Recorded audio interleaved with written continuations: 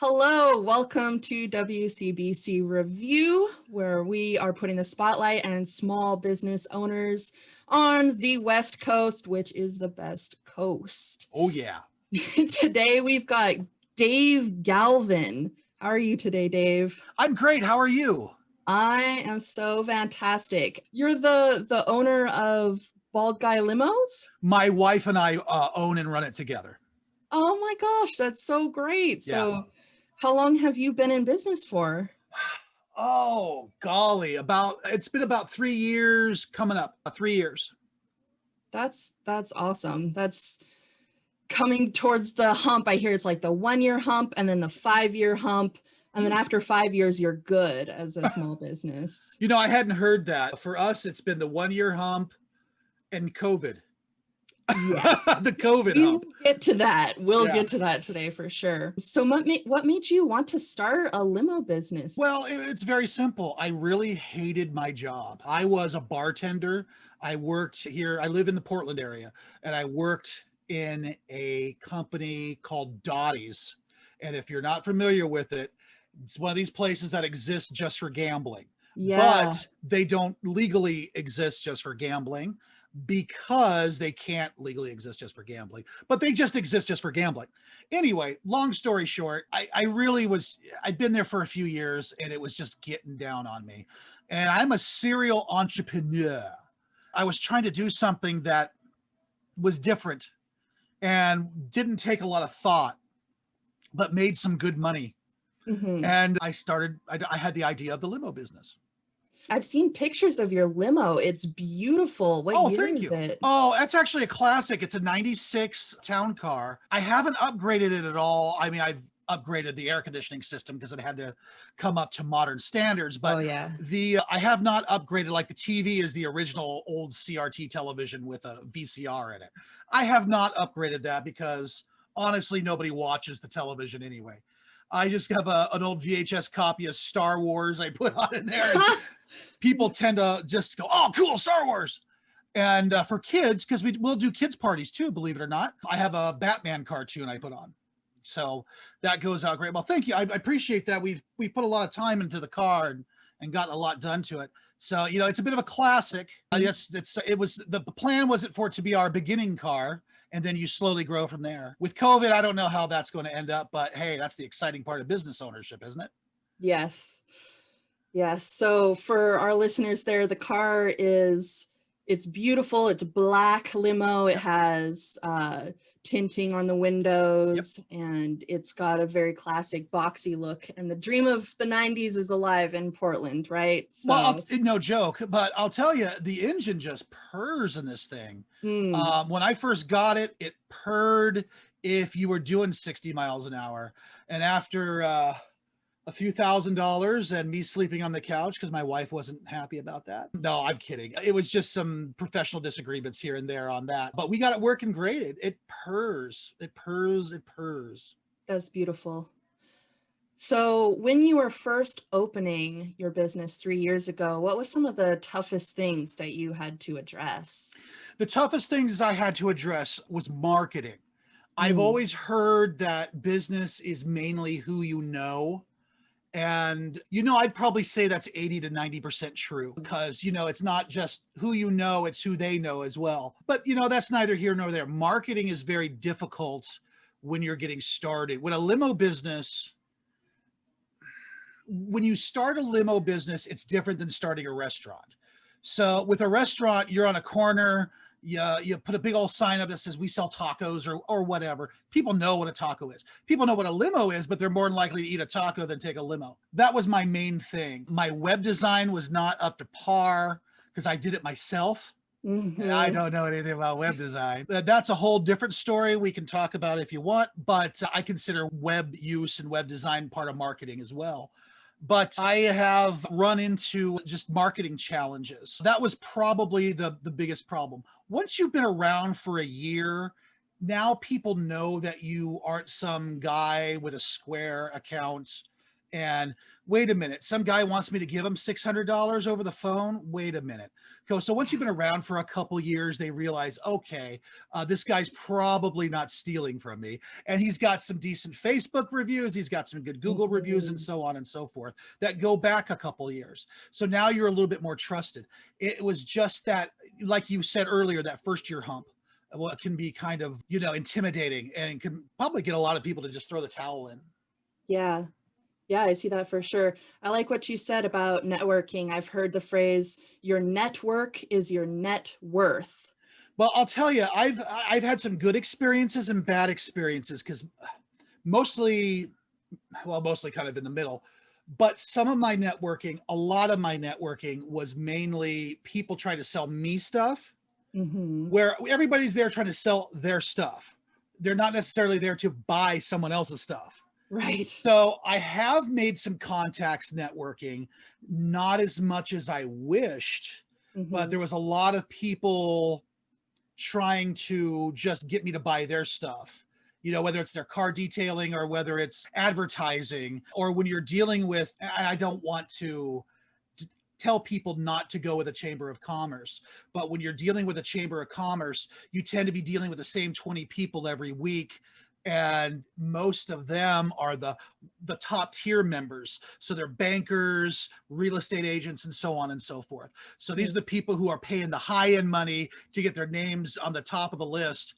And they're more interested in having you buy from them than vice versa. Yeah. Whereas my wife and I literally run this out of our house. I tell people my office is wherever I am with my cell phone. Nice. I have taken orders from people while shopping in Target. Wow. No joke. And, that's just how it is. So, again, don't want to dissuade people from going with a chamber, because a good chamber can be very beneficial. On the other hand, you kind of have to look at whatever network meeting you're at and decide whether it's a good fit. Yeah, I have seen that a lot. A lot of people misunderstand what networking events are about. And really, they're more about building that connection and that sort of referral system. So even if nobody is there to buy, but maybe, a month down the road, somebody they know says, oh, I really need that car detailing. And they're like, oh, I know a guy. Yeah, that's what that's all about. I have a shoebox filled with business cards of people that I've met, and I always just take it and put it in an old shoebox. And whenever someone comes to me and it happens to in conversation, I need such and such, I have a guy, and then I go get my shoebox, and they go, why are you giving me a shoebox? Are you giving me shoes? No. That would be a fun pair of shoes to just have business cards all over them. There's a new Vans design. So all that's in there is business cards. I was looking for a box, and there it was. So if you had to start over from day one, is there anything that you would have done differently in your business? Yes, I would have done my website differently. I would not have paid a company to do my SEO for me. I would have just focused on doing it organically. That was a big mistake. We ended up paying a company. It was $700, and they really didn't do much of anything for us.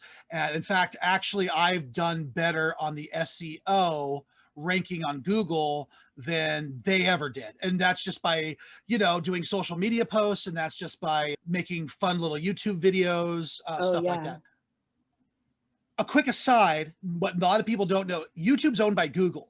Yes. So if you put a link, a clickable link of your website in your video description, say sponsored by, and you got that clickable link there, when someone clicks it, it counts as far as a Google click. It's like the same as if you were going on Google. So it actually makes things a little nicer in your SEO. I would have purchased a limousine that sat 8 people.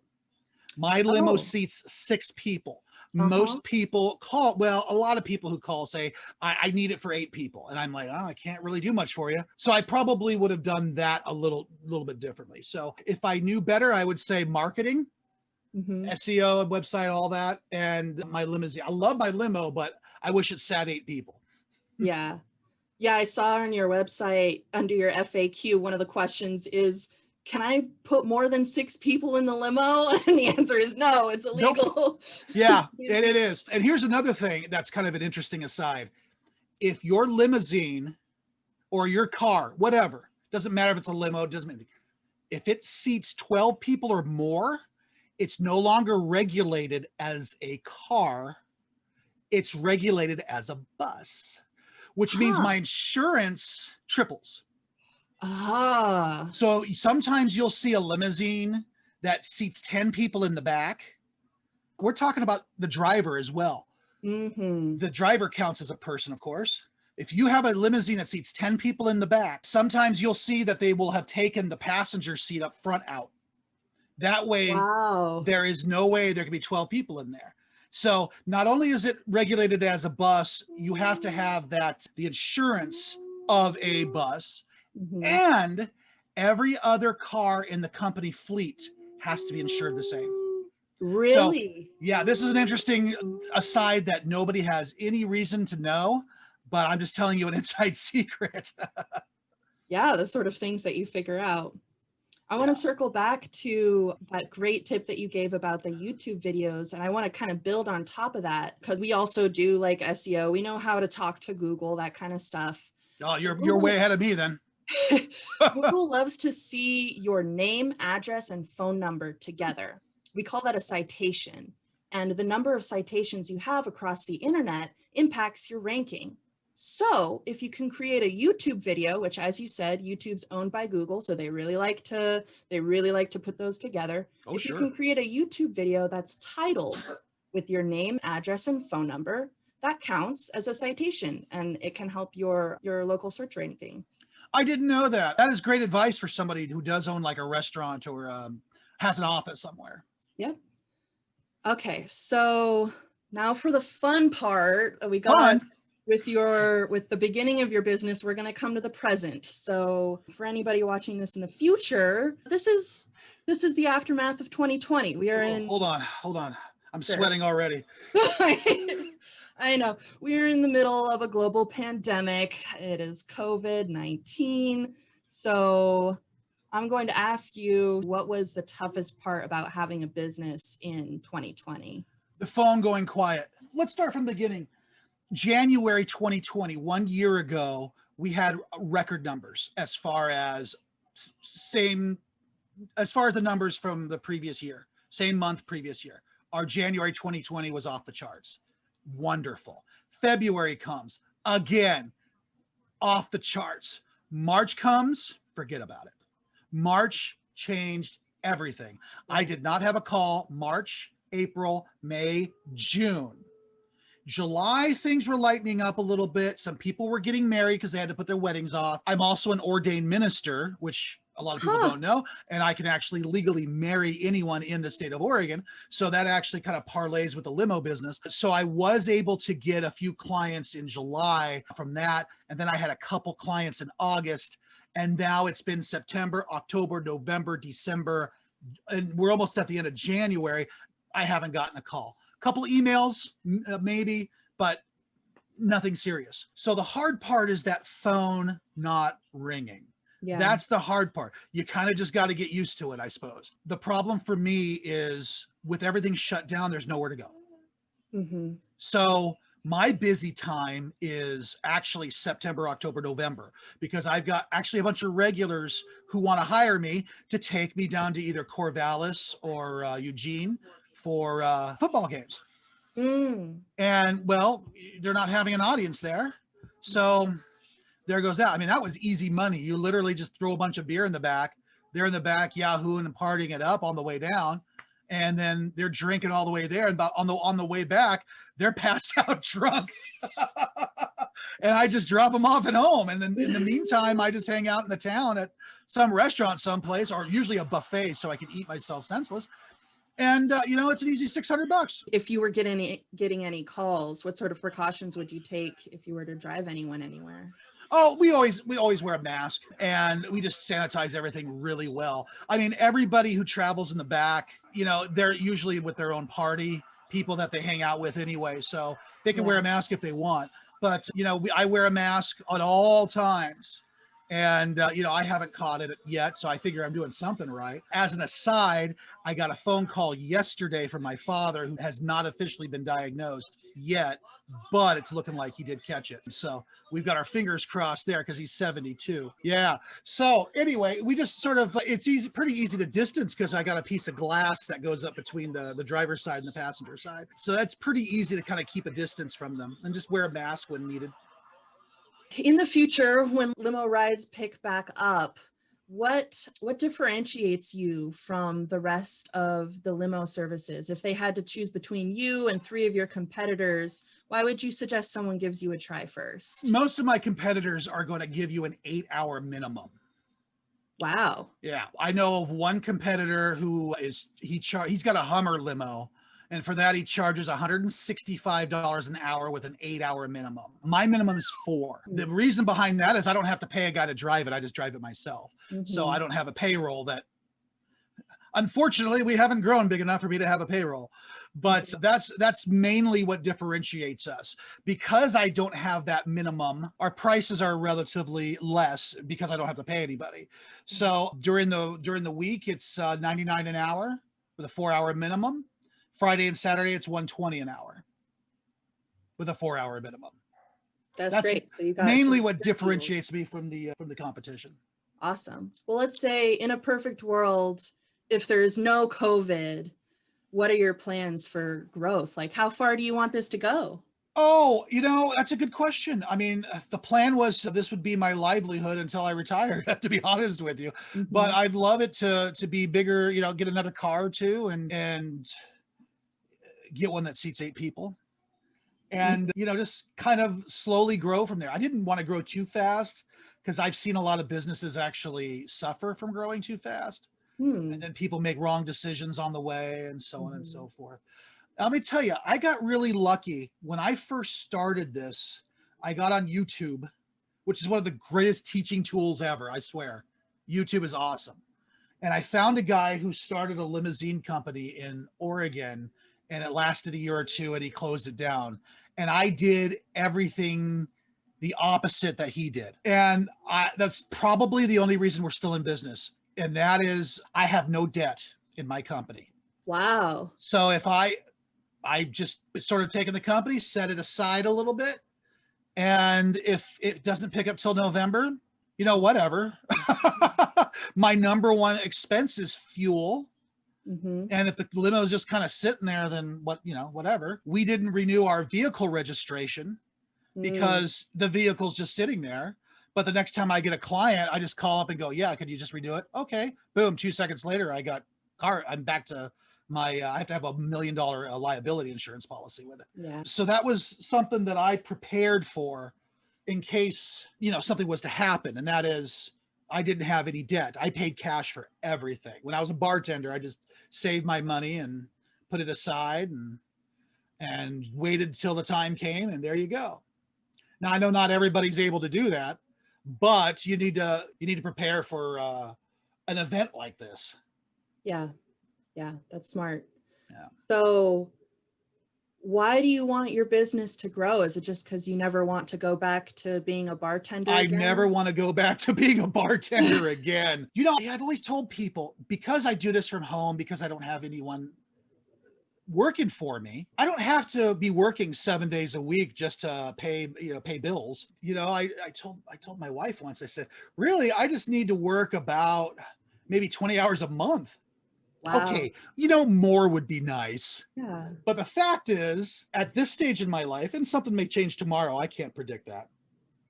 I don't need, I don't have a fleet that I'm paying money on. I don't have a headquarters I'm paying rent on, and so on and so forth. Again, that was just careful planning on my part. I prepared to try to spend as little money as possible. I'm really the cheapest man you've ever met. I think that's smart. So you just want to be the boss of your own time. It seems like you've got a family, so you want to spend more time with them. Yeah, I'll tell you what, I think it was also a safety issue because I got tired of dealing with drunks.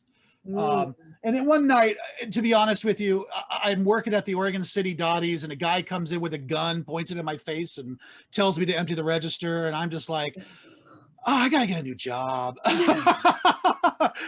that was when I kind of started planning things at that point.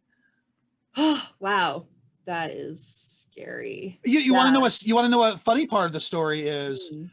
This guy was a total amateur. He was just some stupid kid. He was wearing a mask that covered his only his eyes were exposed, but you could tell he was really young. He walks in the door and I'm standing there. I go, really? We're going to do this? Really? And I walk around the counter. I flip the silent alarm and I open up the register and I'm pulling money out. And he's got this gun pointed at me and he's looking somewhere else. All of a sudden, I kind of just stop and I look at this gun. I'm like, I don't know anything about firearms. It's just not my thing. I'm looking at this thing. I'm like, that thing looks pretty small. And then I look at the barrel and it's got a sticker on it, like a warning label. And all I'm thinking about is it says, don't point this towards your eye when you're playing airsoft. That's all I'm thinking about. So I'm thinking, oh, this thing doesn't look real. So at that point, I'm like, well, you know what? No guts, no glory. I slammed the register. I start screaming at him.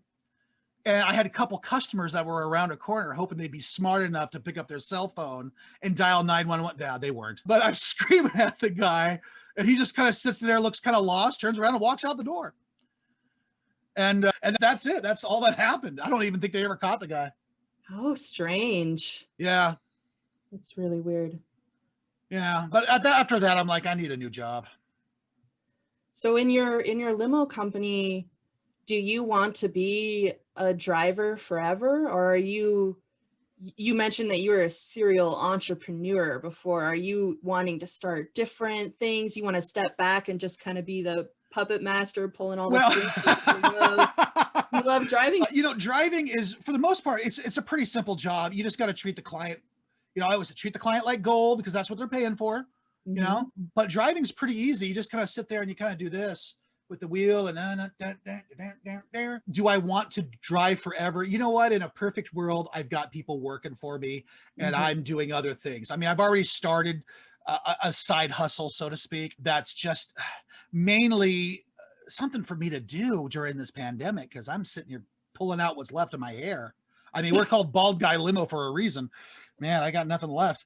Anyway, in a perfect world, that's what it would be. But, again, you can't predict what's going to happen tomorrow, let alone a month from now. I never would have guessed this would have happened. Never in my lifetime. Me neither.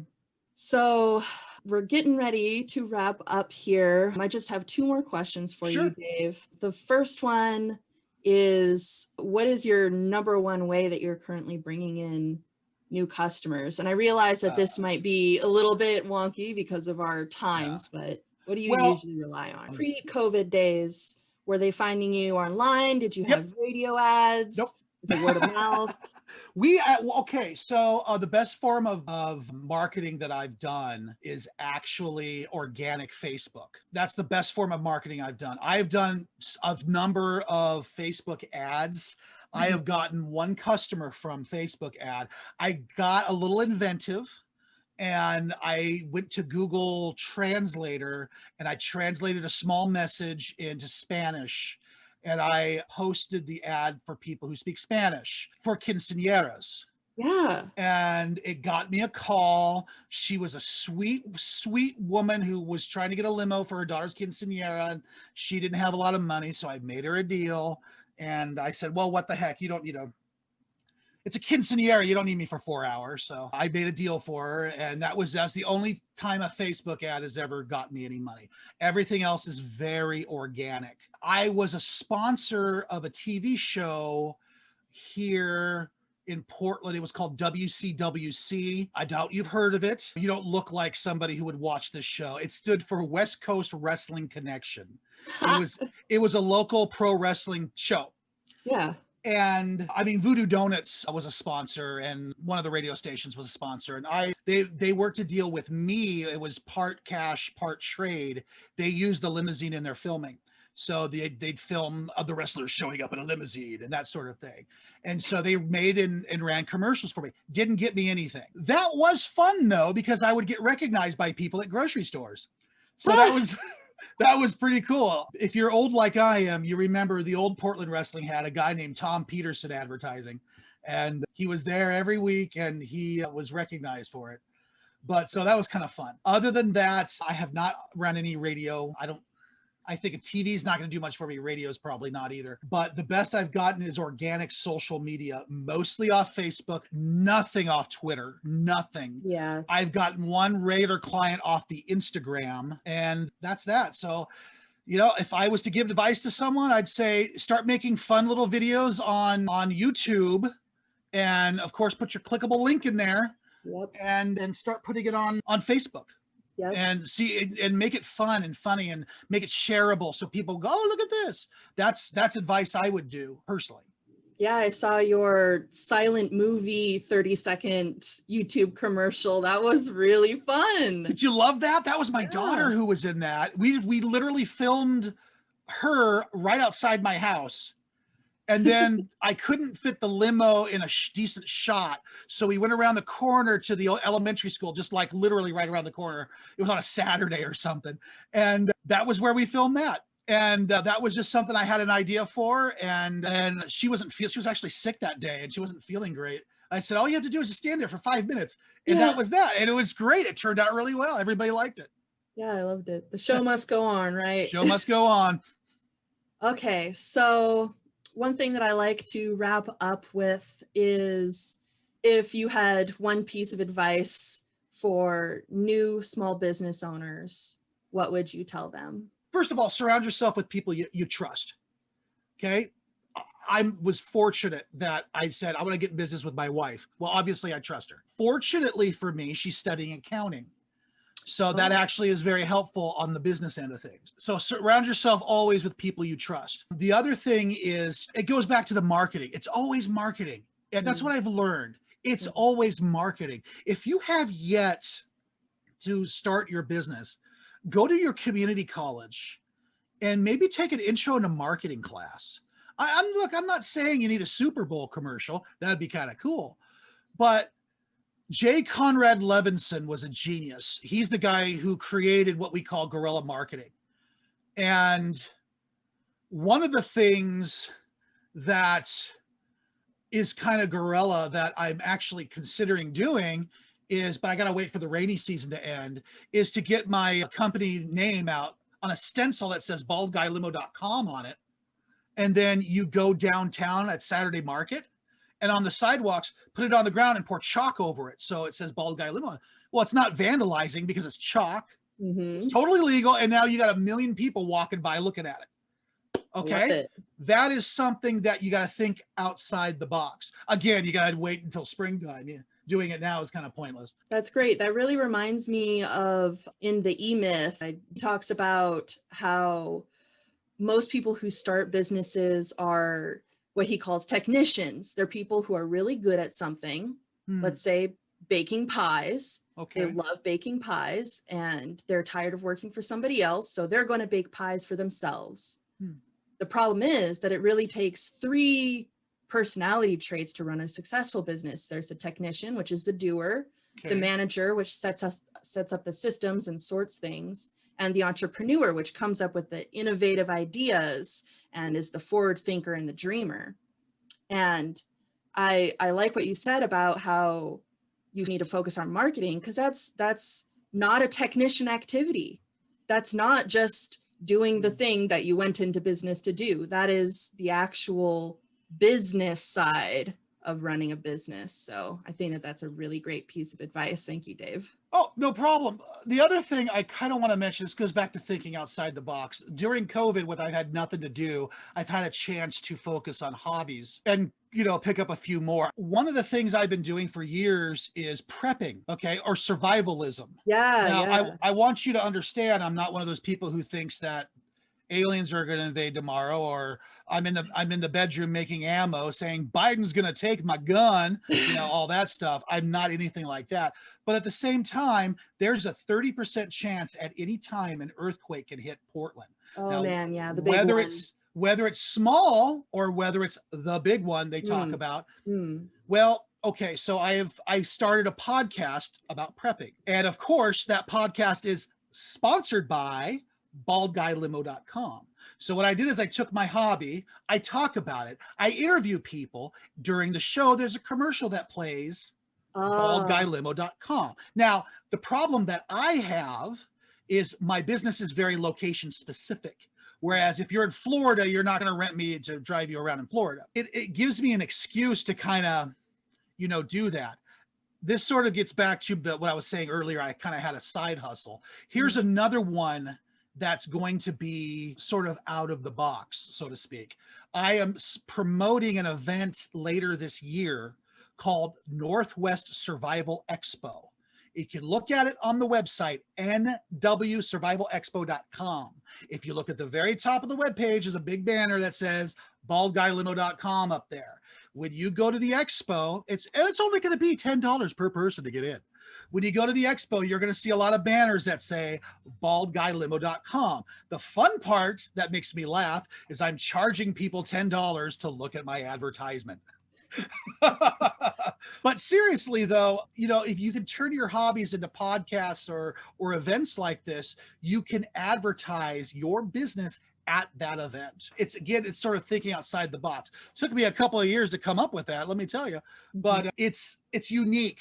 And it's not like the radio where you listen to the radio, you expect to hear an ad and you kind of, if you're like me, you're just changing the station when a commercial comes on anyway. Exactly.